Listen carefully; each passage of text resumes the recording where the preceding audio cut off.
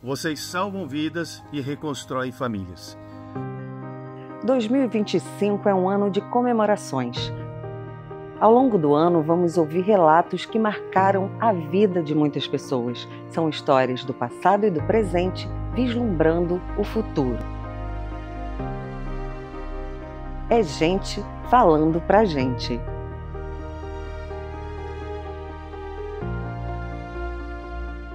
A rotina de trabalho na época da pandemia, ela foi caótica, né? Entendendo que tudo era emergencial, porque nós estávamos falando de vida, né? Quando a gente fala de saúde, o nosso conceito de urgencialidade e emergencialidade é muito forte. O que a gente estava enfrentando? É o novo. Não tínhamos vacina ali estabelecida para uma prevenção. Nós não tínhamos oxigênio para tratar o paciente numa beira de leito que necessitava. Então, desafio até inclusive de vagas, né? Foram diversos desafios enfrentados, mas o nosso propósito era não perder nenhum paciente que chegasse aqui, que precisasse de um acolhimento da operadora naquele momento de adversidade.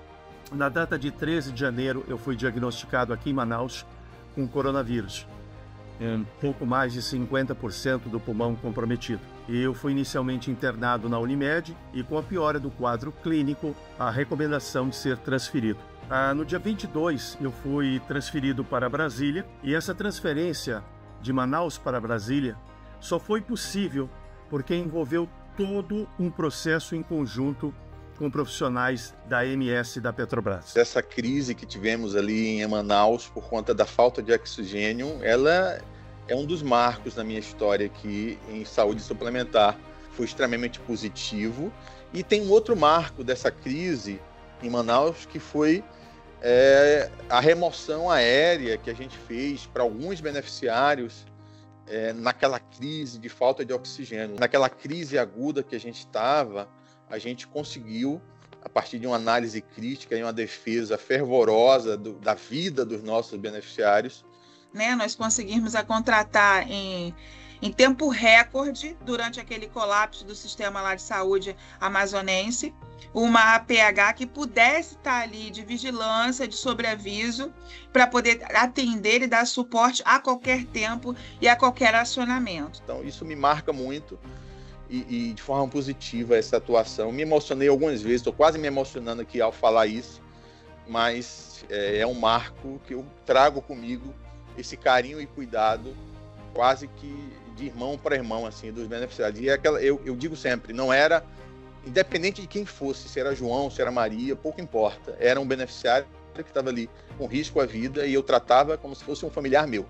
A gente viveu um período praticamente em função de nos dedicarmos a salvar vidas, porque a gente trabalhava praticamente 24 horas. Então tinha vezes que eu ia dormir 4 horas da madrugada, depois de um dia inteiro de trabalho, e tinha que recomeçar às 6. Eu tinha 2 horas de sono às vezes, porque o processo não parava, né? As pessoas não podiam esperar a gente descansar. O sentimento assim que a gente tinha, né, de que a gente estava mudando a vida das pessoas era constante, né? Era um sentimento que a gente estava fazendo diferença, de fato, na vida das pessoas.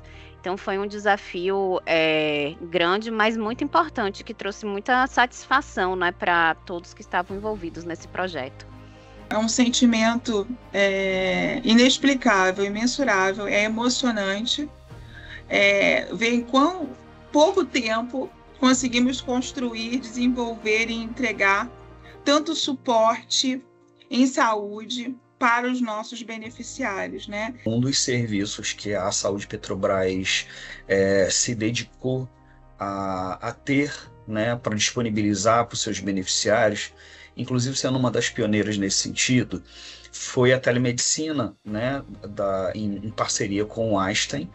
E esse foi um processo assim de muito diferencial, porque era um momento que os consultórios estavam fechados, que as emergências elas estavam atendendo de maneira muito pontual, né, por conta do próprio risco de contaminação e por um critério de segurança, né, do próprio beneficiário.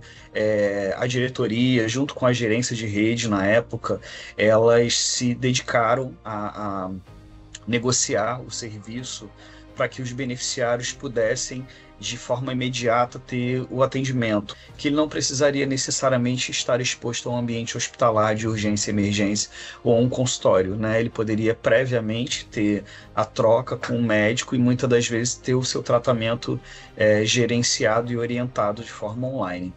Foi assim uma época, né, extremamente enriquecedora e transformadora, né? E que proporcionou uma sensação única, assim, de propósito e significado, já que a gente tinha bem claro e era bem perceptível, né, que a gente estava fazendo a diferença na vida dos beneficiários. E acreditar no propósito maior da empresa, que é a gente cuidando de gente. Ver tudo isso acontecer, se materializar, é de uma emoção sem igual. Acompanhe essas e outras histórias nos nossos canais de comunicação.